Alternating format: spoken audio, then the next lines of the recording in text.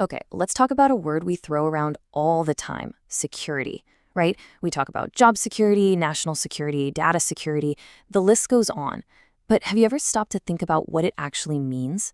Well, it turns out that concept is, well, it's way more slippery and fascinating than you'd think. So let's dive in. We're going to build a whole new way to see what it really means to be secure. So let me just ask you, straight up, are you secure right now? Just take a second and really think about it. Your answer probably depends entirely on what you think I'm asking, doesn't it? Am I talking about your front door being locked, your job being safe? Are you safe from harm? See, that uncertainty, that right there is the heart of the problem we're going to tackle. All right, here's our game plan. We're going to build a completely new way of looking at security. We'll start by figuring out why the definition is so messy. Then we'll get into a simple but really powerful three-part model, see how it all works in motion, and wrap up with a modern view that completely reframes security as a game that never, ever ends. So first things first, we have to get to the bottom of why this one little word is so darn confusing to begin with. And here it is, the core of the issue. There's just no single agreed-upon definition of security. It means one thing in one context and something totally different in another. We're always mixing it out with similar ideas like safety, or we confuse it with the tools we use, like fences and alarms. But those things aren't security itself. They're just pieces of the puzzle. And this right here is a really crucial distinction. We get these two mixed up all the time, security versus safety. Think of it like this. Safety deals with the natural world, accidents, hazards, things that just happen. But security, that's a whole different ballgame. It's a product of human reason. It's a conscious, intentional process to counter a deliberate threat from another thinking being. The classical definition is kind of beautiful. It comes from the Latin sine cura, which means without care or worry. Sounds amazing, right? A perfect state of peace. But here's the catch. The source material is very quick to point out that this is just an ideal. It's an exceptional condition. It's not the real world we live in. Not by a long shot. Okay, so if perfect carefree security is just a dream, what does reality look like? Well, it's not a simple on or off switch. It's much, much messier. It's a gray area. This is how we often try to think about it, right? A world neatly divided into two boxes. You're either secure or you're not, black or white. But like we just said, perfect security doesn't exist. And on the flip side, if there was zero security, there'd be no reason to even try. So this model, it just doesn't hold up in the real world. Now this is a much better picture of our reality.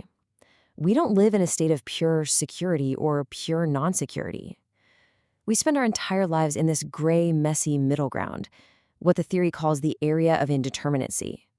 This is where things are uncertain, where life is always changing, and where security becomes an ongoing activity, not some fixed state you achieve. So if we're living in this permanent gray zone, how in the world do we get a handle on security? Well, this is where the theory gives us this incredibly powerful but super simple tool. Get ready, because this is the aha moment. So it turns out for any security situation to even exist, and I mean any of them, you've got to have these three things. First, you need an asset. That's the thing you want to protect, the object of value. Could be your car, could be a whole country, could be your personal data. Second, you need a threat. And this is key. It has to be a conscious entity that can intentionally act against that asset. And finally, you need a protector. That's the person or system that's worried about the threat and actually does something to stop it. And here's the crucial part. You can't have just one or two of these. An asset with no threat, not a security problem. A threat with nothing to target, also not a security problem. And a protector with nothing to protect is just, well, they're not protecting anything. It's the interaction of all three that actually creates what we call a security context. They all have to be there. All right, so now that we have our three pillars, the asset, the threat, and the protector, let's see them in action, because this isn't a static thing, it's a constant dance. This is really the key to understanding security out in the wild. The threat is always looking for new ways to get to the asset, and the protector is always having to adjust its strategy to stop them. It's this process of continuous adaptation. So let's take a look at what happens when that adaptation goes right and when it goes wrong. Take a look at this first diagram. You can see our three players, right? The asset, the protector, and the threat. Now, the protector is applying some kind of protection. That's the little circle labeled P. And the threat has created a vulnerability in the asset. That's the circle V. But you see the problem, don't you? The protection P and the vulnerability V don't overlap at all. The protector is basically putting new locks on the front door while the threat is planning to climb through an open window. This is an unresolved security problem. But now, look at this. The protector has wised up. They become aware of the real threat, and they've adjusted. They've moved their resources to a new protection plan, Prime. And look, it directly overlaps and covers the vulnerability V. They've locked the window. This shows perfectly how security is a learning process, about adjusting your actions to counter the real, specific threat. Okay, so we have our 3 pillars, and we know they're in this constant dynamic dance. So let's pull all of this together into one final, modern model of what security really is. And here we go. This view changes everything. Security isn't some destination you finally arrive at. It's not a prize you win and put on a shelf. It's an infinite game, a continuous process of management and adjustment. You never achieve security. You are simply engaged in the process of security. So let's break this loop down real quick. It all starts with continual monitoring. You're always watching, always looking for new threats and new information. That lets you identify gaps between where your security is right now and where you need it to be. Then you act. You close those gaps by adjusting what you're doing.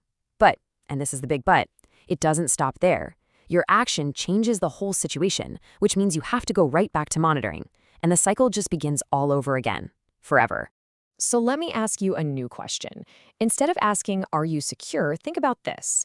In the important parts of your life, who are the protectors? What are the assets? And what are the real threats? Are your protection efforts actually aimed at the real vulnerabilities?